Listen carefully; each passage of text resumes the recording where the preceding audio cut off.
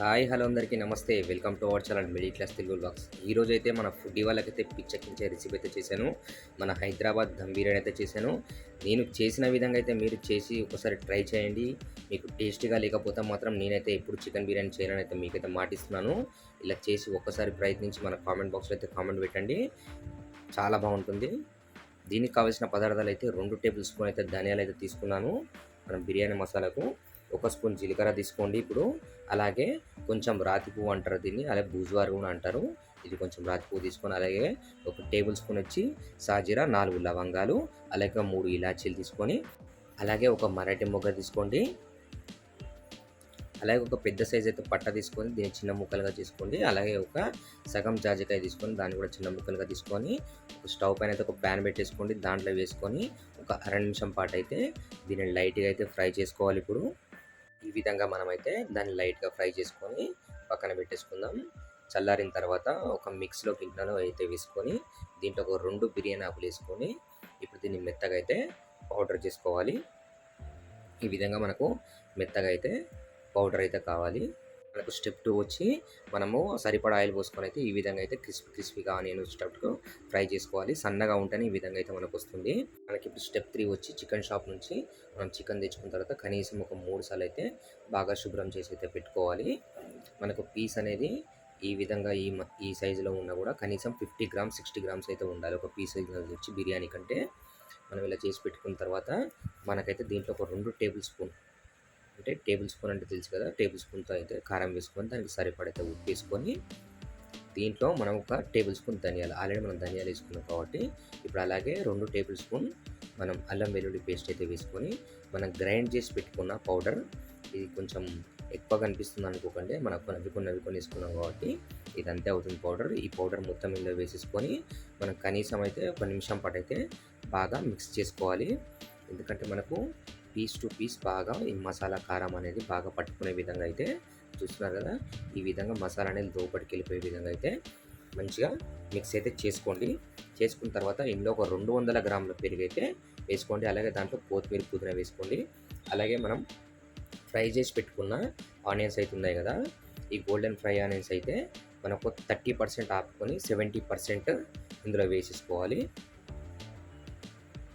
వేసుకున్న తర్వాత కనీసం మనము దీన్ని కూడా ఒక 2 నిమిషాల పాటైనా బాగా మిక్స్ చేసుకోవాలి. ఈ విధంగా బాగా మిక్స్ అయిన తర్వాత చూస్తున్నారు కదా, మనకి ఇంత జ్యూసీగా అయిపోయింది మనకి లెగ్ పీస్ అనేది. ఈ విధంగా అయితే మనకు మంచిగా మసాలా అనేది బాగా పట్టుకునే విధంగా అయితే చేసుకున్న తర్వాత మనం ఇలా ఒక మీడియం సైజ్ నిమ్మకాయ జ్యూస్ అయితే వేసుకొని, అలాగే ఒక 3 పచ్చిమిరపకాయలు కట్ చేసుకొని ఇందులో వేసుకోండి. అలాగే ఒక టేబుల్ స్పూన్ నెయ్యి కూడా వేసుకొని మళ్ళీ ఒకసారి అయితే దీన్ని బాగా అయితే కలుపుకుందాం. ఈ విధంగా కలుపుకోవాలి. మళ్ళీ ఒక అర నిమిషం పాటు అయితే బాగా ఈ విధంగా అయితే కలుపుకున్న తర్వాత ఇప్పుడు మనం ఏ ఆనియన్ అయితే ఫ్రై చేసుకున్నామో ఆ వేడి నూనె మాత్రమే వేసుకోండి, బాగుంటుంది. దీంట్లో ఒక 5 టేబుల్ స్పూన్ ఆయిల్ అయితే వేసుకోండి.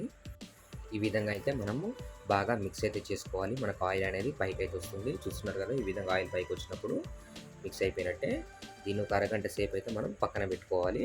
ఇప్పుడు మనం నెక్స్ట్ స్టెప్ వచ్చి మనం రైస్ అయితే బాయిల్ చేసుకుందాం. దానికి కావాల్సిన ఒక ప్లేట్ తీసుకొని అలా 2 బిర్యానీ ఆకులు వేసుకొని, ఒక 4 లవంగాలు వేసుకోండి, అలాగే 2 ఇలాచి వేసుకోండి, 2 స్టార్ పువ్వు, అలాగే కొంచెం సాజీరా వేసుకొని 4 చిన్నపాటి పట్టా ముక్కలు కూడా వేసుకోండి. కొంచెం జాజికాయ పౌడర్ వేసుకొని స్టవ్ పైన అయితే ఒక బౌల్ పెట్టుకొని మనకు 3 గ్లాస్కి 6 గ్లాస్ అయితే వాటర్ పోస్తాం కదా రెగ్యులర్గా, అలా కాకుండా 8 గ్లాస్ వాటర్ అయితే పోసుకోండి.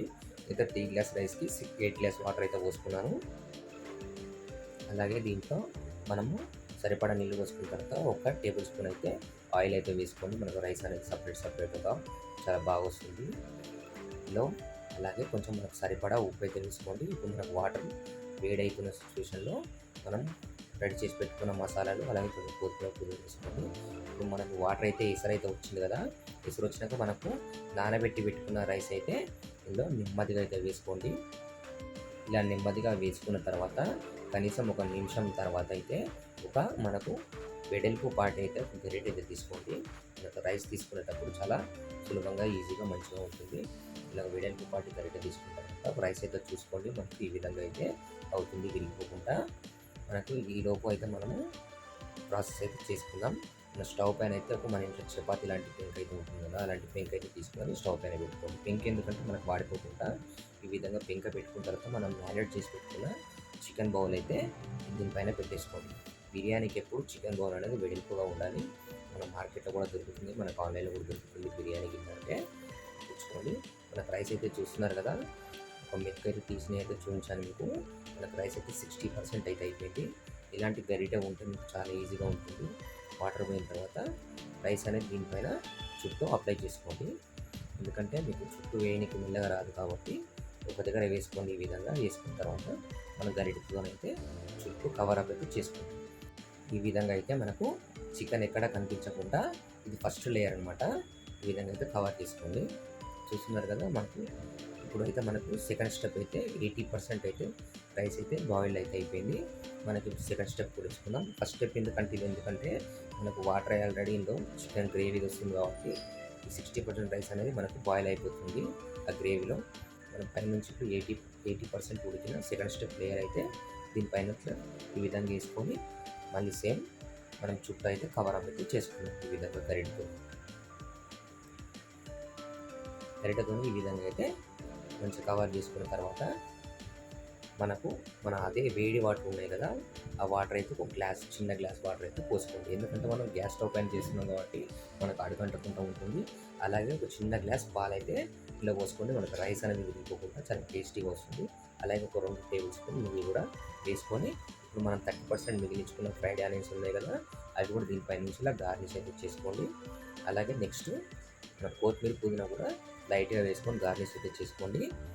కొంచెం పాలాల్లో కొంచెం మన లెమన్ ఎల్లో ఫుడ్ కలర్ అయితే ఉంటుంది, అది అయితే వేసుకోండి. అది మీ ఇష్టం, అది స్కిప్ చేసుకున్నట్టు చేసుకోండి. లేకపోతే మన కుంకుమ పువ్వు మార్కెట్లో దొరుకుతుంది, అది కూడా కొంచెం వేడి పాలలో వేసుకుంటే అది కూడా కలర్ అయితే వస్తుంది. చూస్తున్నారు కదా, ఇప్పుడు రెడీ అయితే అయిపోయింది మనకు. దీనిపైన ఇప్పుడు మనము క్లాత్ అయితే పెట్టుకుందాం. పిండి అవసరం లేదు, పిండి పెట్టుకునే అవసరం లేదు. మనకు ఏదైనా ఒక క్లాత్ కూడా పెట్టుకోవచ్చు. నేను పెట్టి చూస్తాను చూడండి. ఈ విధంగా క్లాత్ అనేది రోల్ అయితే చేసుకొని మన చుట్టూ ఎక్కడ గ్యాప్ లేకుండా ఈ విధంగా అయితే మంచిగా క్లాత్ అనేది రోల్ చేసుకొని మనకి ఈ విధంగా అయితే చుట్టూ పెట్టుకోవాలి. చూస్తున్నారు కదా, ఈ విధంగా అయితే మనకి ఎక్కడ గ్యాప్ లేకుండా మూత అయితే పెట్టేసుకున్నాం. దానికి సరిపడా మూత చూడండి. ఈ చుట్టూ చూడండి, ఎక్కడ గ్యాప్ లేకుండా ఈ విధంగా అయితే ఫిల్ చేసుకొని దీనిపైన కూడా బరువు పెట్టుకున్నాం. ఇప్పుడు బరువు ఖచ్చితంగా ఉండాలి, ఎందుకంటే మనకు ఆవిరికి అనేది దమ్ బిర్యానీ కాబట్టి బయటకి ఎక్కడ ఏరిపోకుండా నేనైతే రోల్ అయితే పెట్టుకున్నాను. అండి చుట్టూ మనకి ఎక్కడ గ్యాప్ లేదు. ఇలా పెద్ద మంట పైన ఒక 12 నిమిషాలు అయితే పెట్టండి. మన ఇంట్లో రెగ్యులర్ స్టవ్ పైన 12 నిమిషాలు అయితే పెట్టండి. తర్వాత ఒక 8 నిమిషాలు చిన్న మంట పైన పెట్టండి. అంతే, మన బిర్యానీ అయితే రెడీ అయిపోతుంది. ఎగ్జాక్ట్లీ 20 మినిట్స్లో మన బిర్యానీ అయితే రెడీ. చూస్తున్నారు కదా, మనకు రైస్ అయితే ఎంతో అద్భుతంగా వచ్చిందని కనిపిస్తుంది. ఎంతో కలర్ఫుల్గా ఉందని చెప్పుకోవచ్చు మనకు రైస్. ఈ విధంగా మీరు కూడా ఒక్కసారి ట్రై చేసి మీ ఫ్రెండ్స్కి కానీ మీ ఫ్యామిలీస్ కానీ మీ రిలేషన్లో పెట్టండి. ఒక్కరు కూడా బాగాలేదంటే మాత్రం నేనైతే బిర్యానీ అయితే ఎప్పుడు చేయను మన బ్లాగ్స్లో అని చెప్పి నేనైతే గ్యారంటీ ఇస్తాను. ఇంత టేస్టీగా అద్భుతంగా ఉంటుంది. మనకు రైస్ అనేది చూస్తున్నారు కదా, ఎంత పుల్లలుగా వస్తుంది. మనకు కింద కూడా ఏం గ్రేవీ అనేది కూడా మనకు ఉండదు, అక్కడికక్కడే ఉంటుంది. మీకు ప్లేట్లో అయితే సర్వ్ చేసి చూపిస్తాను. చూడండి రైస్ అనేది ఎంత బాగా వచ్చిందో, ఒక్క మెతుకు కూడా విరిగిపోకుండా మనకు అన్ని పుల్లలుగా వస్తుంది. మనకు చికెన్ పీస్ కూడా ఎంతో అద్భుతంగా మనకైతే బాయిల్ అయితే అయిపోయింది. మనకు మసాలా కూడా మంచి మసాలా కూడా టేస్టీగా స్పైసీగా ఉంటుందని నేనైతే గ్యారంటీగా చెప్తున్నాను.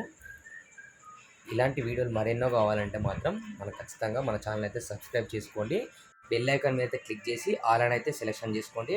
మన వీడియోలు ఎప్పుడు మీకు వస్తూనే ఉంటాయి. మన ఛానల్ని సబ్స్క్రైబ్ చేసుకోకుండా మర్చిపోకండి. Thank you watching for this video.